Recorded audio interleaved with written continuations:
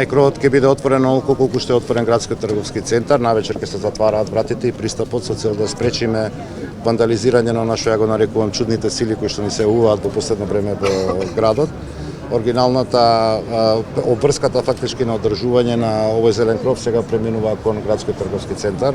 Моето лично мислење е дека може да имаме и некаква друга услужна дејност на самиот кров, која што ќе пружи задоволство поише на граѓаните, меѓутоа да оставиме граѓаните таа работа да ја одлучат. Управувањето со нов квалитет, евентуален на нов деловен простор е работа на ГТЦ. И оди по законски прописи кои што се, да речем, во нашата држава. Они ќе мора да го огласат, се наддава кирија и се како што се земаат дуќани под кирија во ГТЦ. А ако градскиот трговски центар одлучи да постави таков тип на дополнителна вредност на овој кров, тоа ќе биде веќе нивна проблематика, да речем. Градски трговски центар доби многу. Како прво, еден нефункционален простор кој што со големи проблеми, со многу спорови.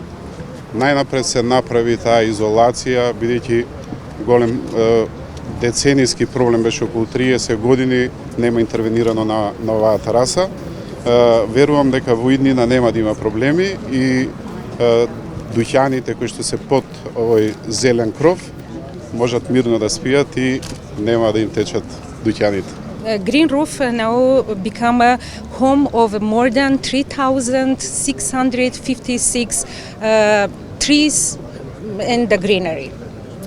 Зелениот кров сега ќе биде дом на 3656 дрвја и друго зеленило. You will see the more than 60 different trees and shrubs here. Ќе забележите дека има повеќе од 60 различни видови дрва и друго зеленило.